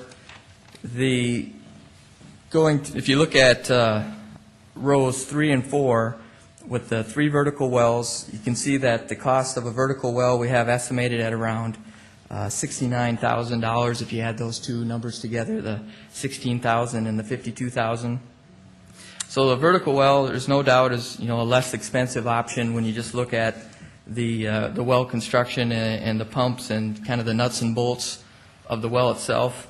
As compared to the collector well, we have the 16-foot diameter caisson that's about 18. The walls of it are about 18 inches thick, and it's fairly expensive to sink that down to the bottom to hit bedrock.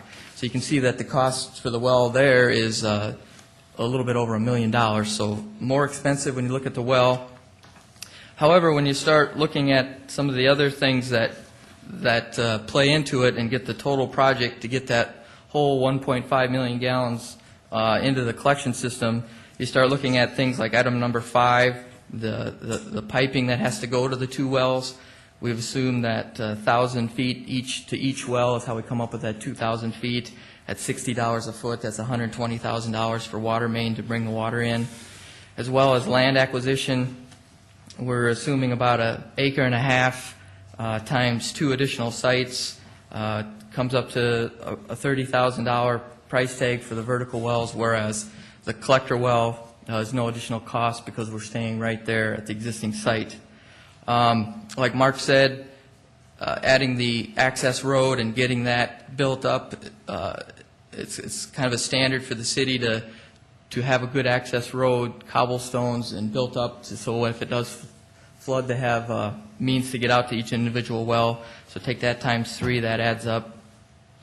Already mentioned the mound. Site work is just some of the miscellaneous valves, gates, and a flushing hydrant, and some of the other miscellaneous culverts and things like that. The actual look at it on a individual basis, the vertical well is less for each into one, as the collector well is more on a unit basis, but overall it's more costly to do it at 3 sites than it is 1. And then items 10, 11, and 12 are the actual structure. Like Mark mentioned, each individual well has a building above it. And I guess the question may be, do we need a well house at each of the individual wells? And we feel that the answer to that question is yes, because like Mark mentioned, some of the SCADA control that we have, SCADA is a fancy word for controls, and be able to operate those individual wells from the treatment plant, be able to turn them on and off. And because the city their well field is continually growing, we're at 69 well sites now, it's prudent that the city take in some of this technological advances to be able to help manage that system. That's a lot of wells, it's a lot of windshield time for an operator to go out there and check on a well that may only be producing a couple hundred gallons a minute, but still needs the O&M to be able to keep it running. So by being able to monitor those from the plant and get data coming back, it's more efficient to be able to do that. So the city staff has several years ago made the decision to upgrade their control system to be able to, for example, measure the water level in the well and know how close it is getting down into the screen. If your water level draws down into your screen, you start having problems with it fouling and that well screen corroding and basically getting clogged up and preventing the water from coming in the well. So monitoring that water level is important to keep the efficiency up. Also, the city likes to be able to look at the flow and do a process monitoring of that well. If the flow coming from that well is going down, then they know that it's time to do maintenance, so they like to measure the flow coming from those wells. And then the radio telemetry, just the having a battery backup, and those types of things require a panel and sophisticated equipment that is just conducive to being inside a controlled environment. To have that in a panel outside and having to work on that in the snow, in the dark, in the very cold temperatures, it's not a good fit. Similarly, the city has, they prefer vertical turbine pumps where they have the motor sitting above ground. You can feel the motor if it's hot. You can check if it's vibrating. Just a more positive way of monitoring their equipment. And then, again, with Mark on the VFD drives, there's logic in those drives that allow it to automatically look at the water level and to see if it's getting close to where the screens are, and it also can look at the pressure out in the system. This is something that Randy and his staff deals with in the summertime. It's one thing in the wintertime when you only have a few wells running, but in the summertime, when you have almost every well you have, you're giving it all that you have, there's different pressures out in the system that are changing depending on if one well's on or 2 wells. So you have a lot of different variables with water level and pressures in the system that by having more of a automatic and advanced way of controlling that, it just makes for a more efficient system. And again, it's just more critical as the city gets more and more wells online to be able to do that instead of going out and manually turning valves to be able to adjust pressures that in the wintertime they partially close the valve, in the summertime they have to open it up. Those types of variables get very complicated very fast. And then thirdly and lastly, a reason why a well house is required is just the simple fact of being in there and monitoring this equipment and be able to work on it. I think you all agree that being able to do that in a lighted, heated environment is much better than out in the cold and exposed to the wind and et cetera. So summarizing, the 3 vertical wells each have an individual well house, which the costs add up significantly in those line items 10, 11, and 12. So going down towards the bottom of the table, The construction costs for the 3 vertical wells, we have estimated at 1.692, where the collector well is 1.566. We add in, at this planning stage, it's common for us to add in a contingency because we don't have all the detailed field information. And then we also add in a placeholder for engineering, construction admin, and legal at around 17%. So looking at the cost comparisons of the 2 different alternatives, 2.377 versus 2.2 million. We also know that it's important to not only look at capital costs, but also long-term O&M costs. So this is a 20-year present worth analysis where we take the capital costs and also the O&M costs and roll it back into one current cost. So even we have estimated that the vertical well, the operation and maintenance costs, to be approximately $25,000, almost $26,000 a year, whereas the O&M cost for a collector well is less at $22,000. That's because we have less number of wells, and also there's just less redevelopment and less labor to keep that well running at its optimum efficiency, so it has a lower O&M cost as well as a capital cost, and roll them back together is a present worth of $2.7 million for the vertical wells and $2.5 million for the collector well. I'm going to kind of skip over the last 2 bullets there because it kind of gets summarized more precisely here with this slide. The history has shown that since the city has approximately 13 existing collector wells, it's not a new technology, and we have some of those collector wells are over 50 years old, so we know that they will last that long. So we felt it would be prudent in the study, and it's industry standard to look at a 20-year period, but history has told us that we can look at a 50-year period with these collector wells, and that's what we did in this slide. History has also told us that it's not uncommon for us to have to totally abandon a vertical well after a 15 to 25-year period. So we plugged that in to replace a vertical well every 20 years. So at the 20-year mark and the 40-year mark, we're going to install a new well. And then we also looked at the annual O&M cost and roll that back. So if you look at a 50-year period, the present worth analysis gets much more dramatic, where the vertical wells come in at $6.7 million, whereas a horizontal collector well with its longevity comes in at $2.7 million. And we're not just, the unique thing about this is we're not just estimating that it'll last 50 years. We actually have collector wells in the system that have lasted that long. So kind of getting to I've hit on some of these, so I'll kind of skip over some ones that I've already talked about. But looking at the advantages and disadvantages of vertical wells, with a vertical well having a larger number, but at smaller capacity, you have some more flexibility to be able to turn them on and off, and that can sometimes give you redundancy by having more wells available to turn on.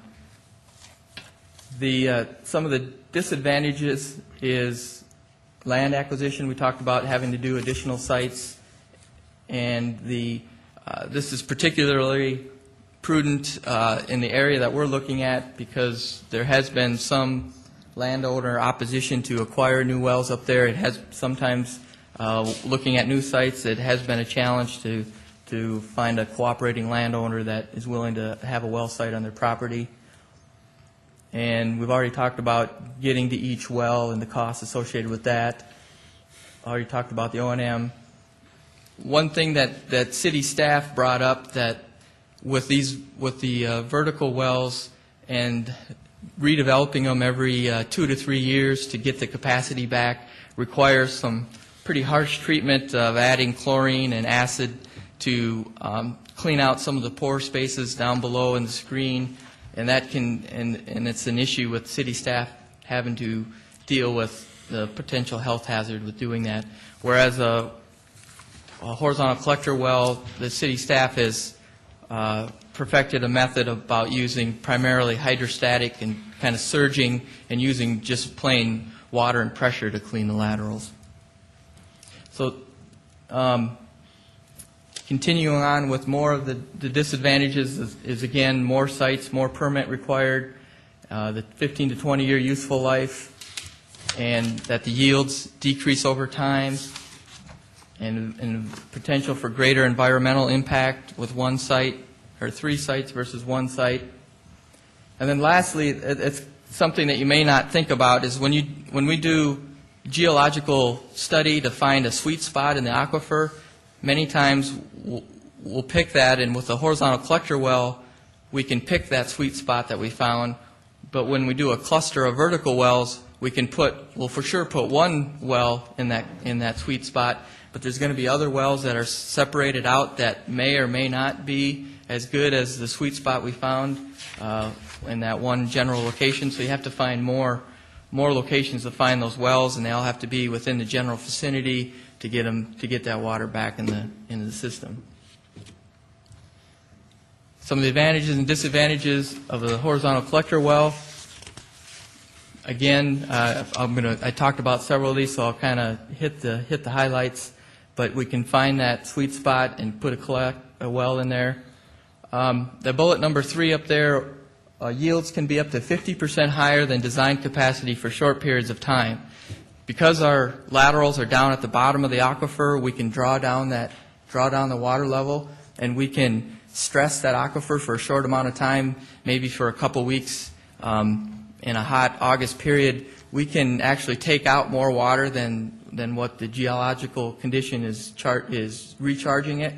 So this is very beneficial to get us through that peak times when everybody's watering their lawns.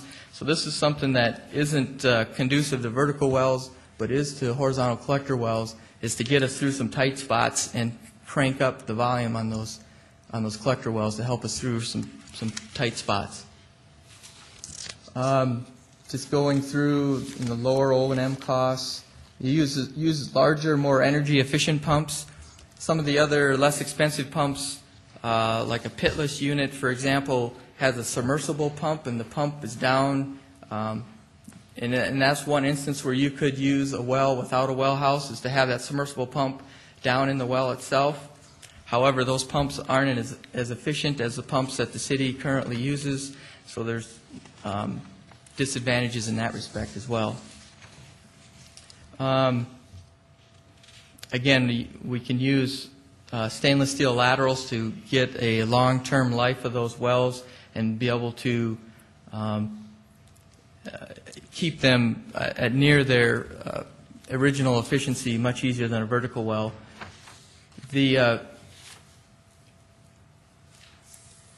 I had a thought and now I lost it. Well, I'll come back to it. The disadvantages are we do have more wells in one spot, so there's not as much redundancy as if you have more wells scattered out. The cone of influence is potentially larger with a collector well because it does draw it from further away, and the upfront capital cost is something that can be considered a disadvantage for the collector well. Oh, I remember what my point was.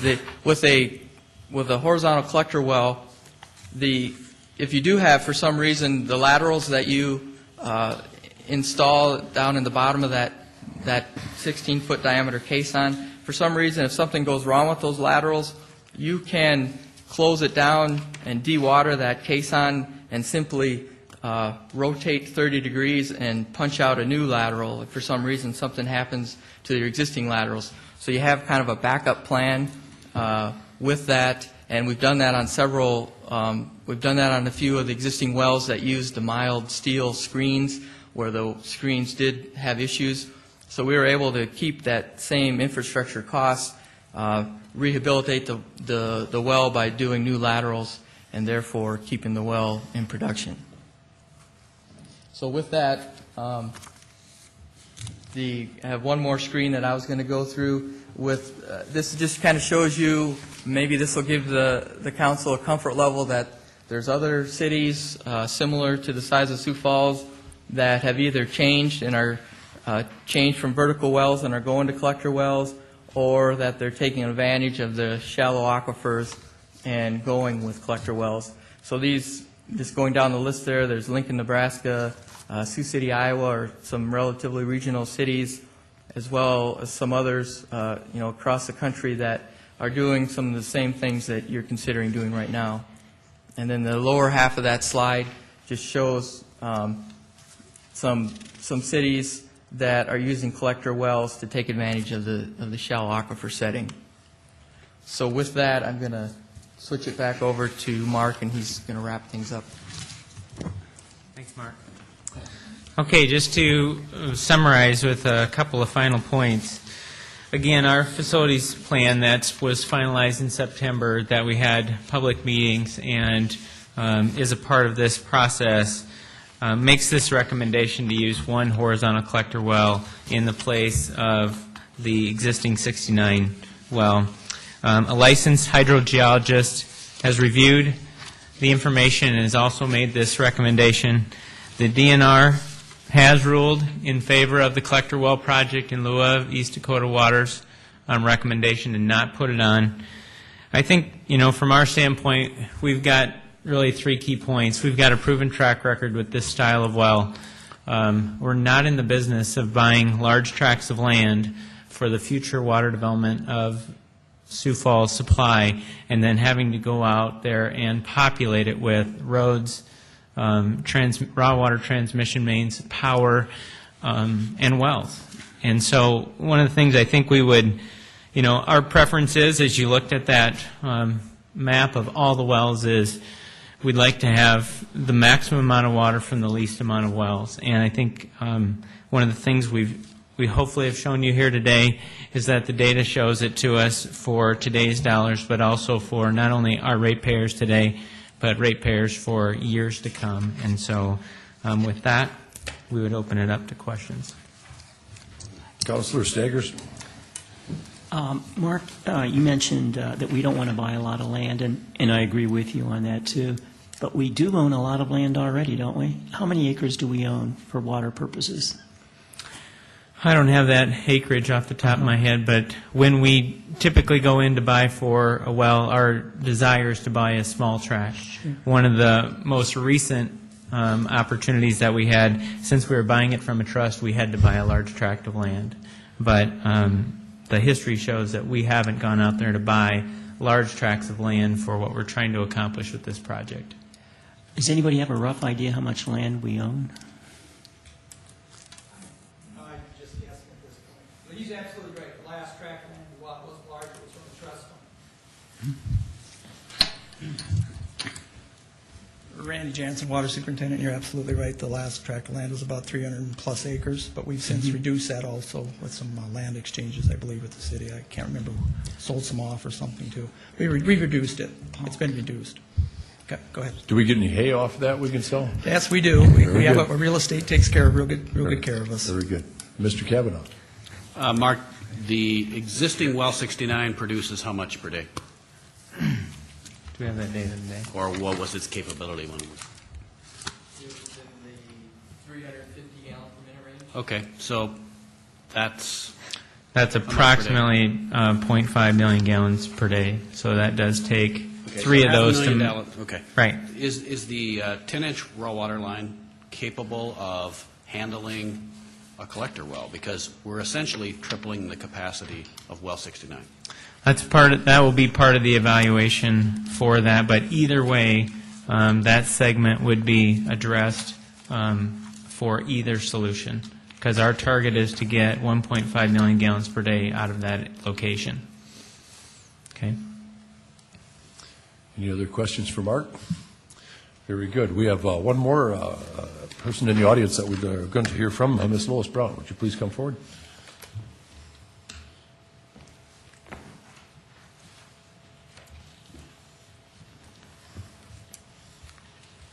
Lois Brown. I'm a representative of the City of Sioux Falls. I represent the east side on the East Dakota Water Development District. I have some past history that concerns water. I served on the Sioux Falls Water Advisory Board when it was first started. I believe the mayor was Mr. Fonder at that time, and I served on that. And as a result of that and my family's involvement in water over the years, my father developed a well, a vertical well, and my brother Jim Lacey has perfected it. There are many, well, not many vertical well drillers around, but I was told that the city possibly should also check out Thine Well Drilling. They're located out of Clara City. The contact person there is Alan Anderson, and I would suggest that the city also get a presentation with cost estimates towards your water needs and your well needs. I have only listened to what I consider a very, very dark cloud when it comes to vertical wells. You were just given a very wonderful presentation on how wonderful Ranny collector wells are and how very terrible vertical wells are. If you look at your own information and follow the numbers, you will find out. I received this today from a man at the city on well information. His name is Tim. I asked him if he would give me information on, his name is Tim Stefanich, and he's out at the water treatment plant. We have wells that are producing. Ranny Well in 2000, or not Ranny Well, excuse me, the well number 69 in 2006, the records say that it produced 333 gallons per minute. These wells, and the cost estimate for your vertical wells is a little bit inflated because I know my brother just completed 3 wells for Osceola, Iowa, $35,000 each. Their total bill was, well, figure it out, $35,000 each. They are producing well over this 1,000 gallons a minute. The vertical wells, yes, they produce about 1/3 of what the Rainies are. But the information, again, in your past history, this comes from your own numbers.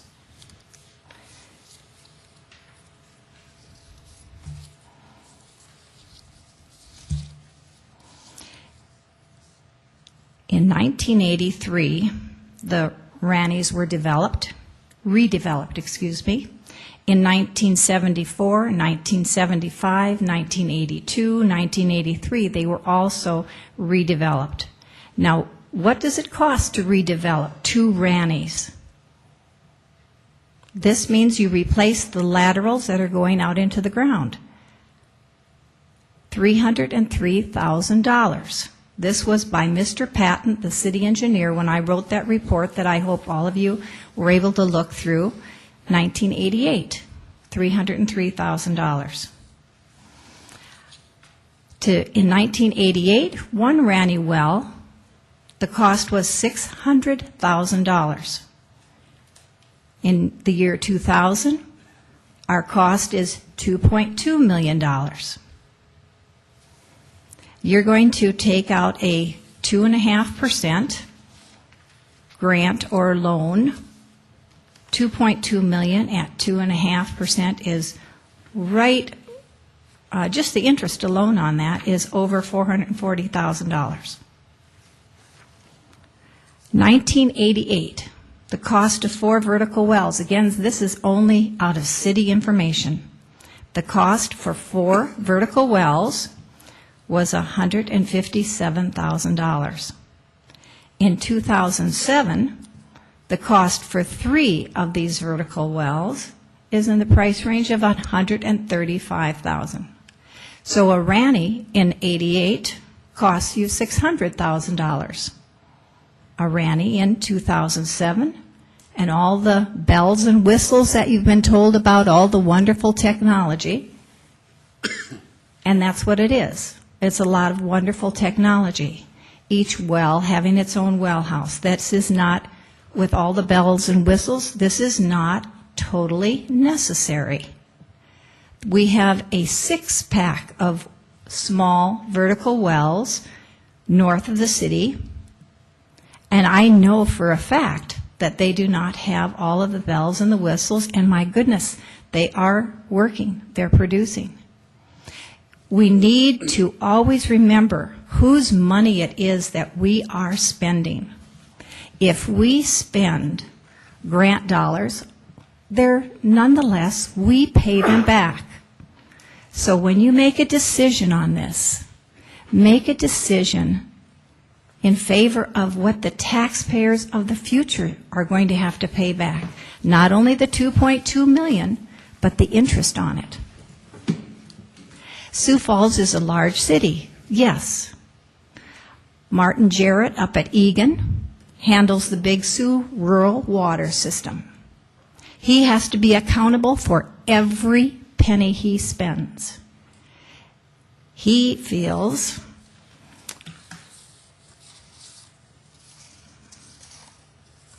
he says, how can you look at the numbers that I have here, the economic viability, and approve this kind of grant money?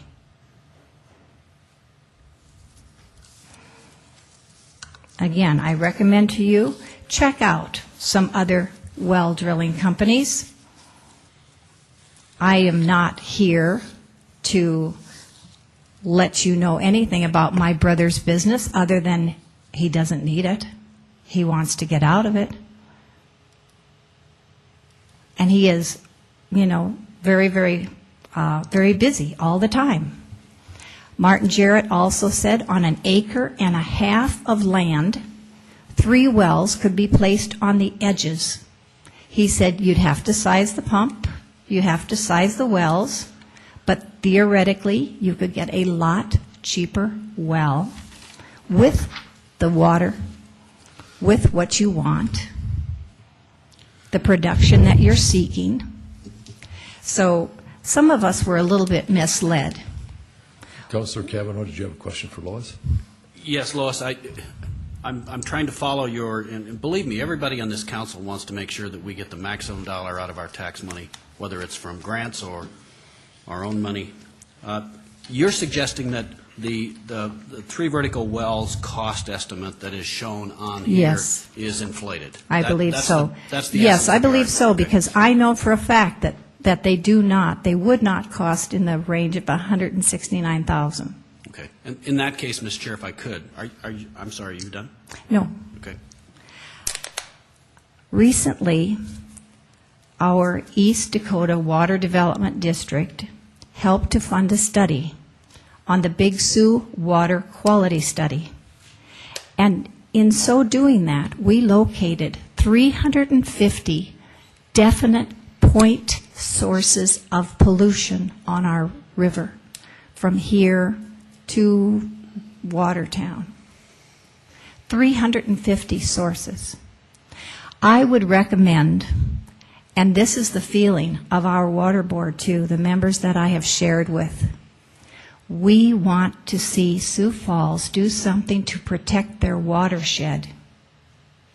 Instead of spending an outrageous amount of money on a Ranny collector well, and then expecting, because I know what I have seen, and you read my report, I know what happens to a Ranny. They also have to be redeveloped. There was a question about, anyway, what our board would like to see is more done to protect the watershed.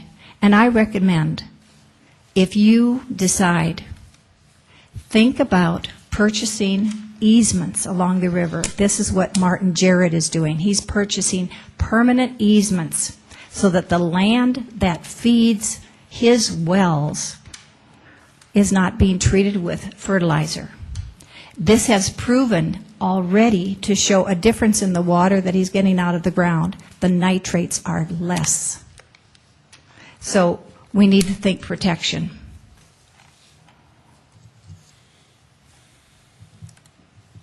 The vertical wells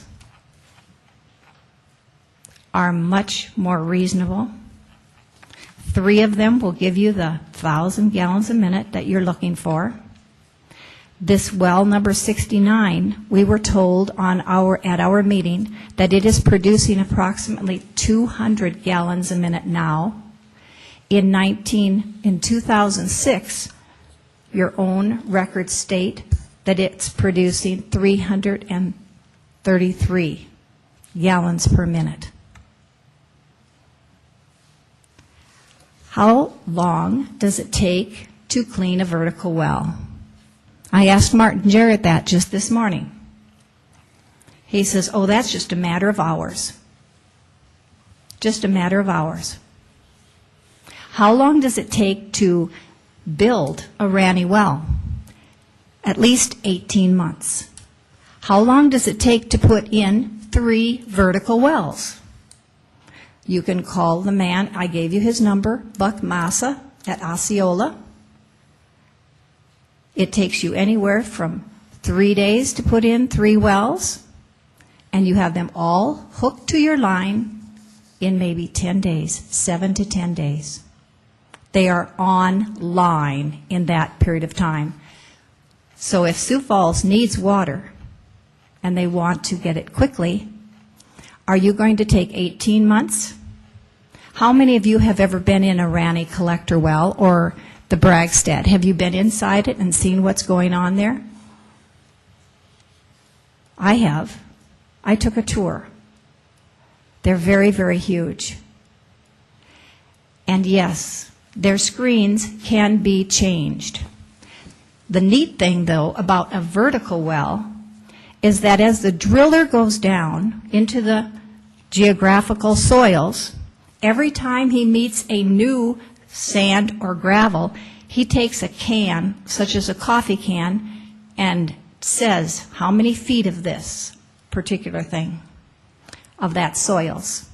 So when he is finished getting to the bottom, to the clay, he takes and he does a sieve analysis in order that he can pack the well with the proper size P-rock for the geographical area underneath that well. On a Ranny well, that wonderful, beautiful stainless steel screen is jacked out into the ground. There is no way that the soils around it can be packed with the proper P-rock. As it's being jacked out into the ground, it can also be jacked upward. It can also be filled with little tiny rocks or sands or gravel. And if you read my report, you can understand the amount of sand that was pumped out of the Ranny wells. I thought that was the most embarrassing thing. Had that been my family telling about one of their wells, one of our wells, and the sand and gravel being pumped out of it, my dad would have just gone through the roof. Because that shows you are putting your pump in danger. The inside of the pump and the materials in there are sand does not belong in any well. And when that happens, as it happens over in Osceola, he says after a certain period of time, they have fines that come through. And he says, we just abandon the well and move over 50, 60 feet and put in a new one. And it's done in short order. So you have some things to consider. Cost, extreme cost with a Ranny well. And you have a time frame. And once again, please get some other well drillers to come and give you a presentation. There are other well drillers around. Your Bragstads are seeing me to do very, very well in their water production. And if anybody would like a copy of this, it really needs to be enlarged. I had to use a magnifying glass to read it. But it proved that, yes, the Rannies, you need 3 vertical wells for every Ranny. You compare the cost. You're the only ones who can make that decision. Thank you for your time. I appreciate the opportunity that I had to speak to you. Thank you, Lois. Mr. Kavanaugh? Mark, would you be able to again, justify where these cost figures came from? It's been suggested that they're highly inflated. We certainly will. That's part of the document. And if I can, just on 2 return points, we look at this with 2 things in mind. We've got both styles of wells. We've got history on both styles of wells, and we've got a proven track record with the backbone of our system. And so we wouldn't be here to mislead anyone. And I want you to go away with that. The other piece of this that we didn't touch on, real quick point, is that as wells, clusters of vertical wells start to go down in production, it's because in some instances, if we've only got, say, 30 feet of well screen that we're trying to do, and we do that times 3, so that's approximately 90 feet of well screen that we're trying to match with almost 1,000 feet of well screen that we have with a rainy collector well. What that means is that water that travels to that screen is coming much quicker and carrying the fines that's what starts to clog up those vertical wells. The velocities of the water that go to the rainies are much slower, and that's why the frequency of redeveloping those is longer. We do have a 6-pack and a 5-pack on production that Mark can share with you as we end this conversation night for you, and then we'll close. Mark?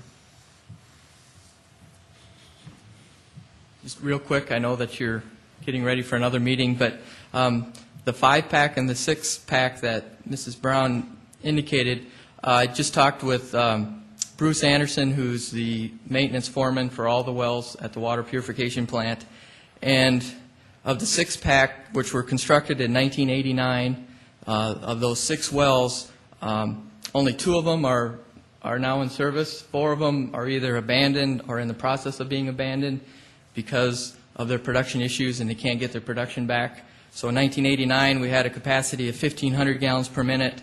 Now, with just 2 wells, it's down to 550 gallons a minute in actually less than 20 years. And the 5-pack, similar situation. Of those 5 wells, 2 of them are out of line, either abandoned or planned to be abandoned, and that capacity's gone down from approximately 1,200 when they were first developed down to approximately 795 gallons per minute right now. So there is definitely a life limit on those vertical wells. And then lastly, I did, in fact, as part of our study, we did contact Tyne Wells, and they did give us a cost estimate, and I believe Mrs. Brown mentioned $160,000. Our cost estimate was around $69,000 for a vertical well, and those numbers are backed up by a well driller. So we did look at costs from other entities. Mr. Jameson? One other item, we were going to look at an executive session for evaluation on Deborah. I'd like to delay that until the January, I believe it's the 6th meeting. I don't think that poses any problem for anybody, but it would be better than rushing through something tonight. Does any councilors have a problem with that? Very good. Mr. Staggers. Yeah, can I ask a question here about these figures that we have for tonight? When were those figures developed? They're part of the study here, Councilor Staggers, okay. that went in as a part of the September 2007 report. Okay. And then also, too, how many well house buildings do we have right now in our system for all the wells?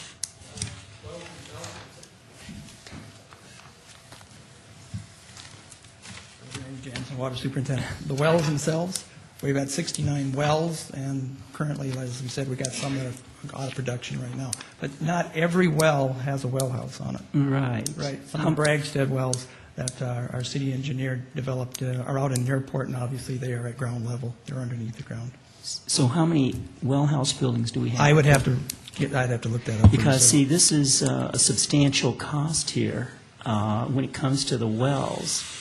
And, for example, with the 3 vertical wells, there's $960,000 just involved in this well house building. And so, if, not all of our wells even have well house buildings, so, why do we absolutely have to have a well house building for all these vertical wells? Because it's really adding a lot to the cost. The 5 and 6 pack, really, you'd have to go back to the 80s and look at all the costs associated with those, because they actually do have a common well house associated with them, and that was a sizable amount of money, too. So really, to look at it, you got to get all the facts and figures. Yeah, and you really do. It's very complicated to a point where there's a lot of connecting pipe work and those kind of things also. So. Because once again, my concern is we don't have well houses for all these wells, but for these 3 that are in the figures here, we have to have them, and that's $960,000 right there.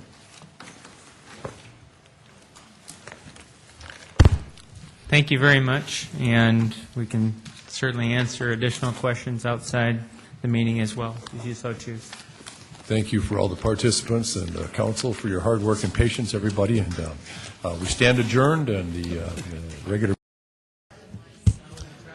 Good afternoon and welcome.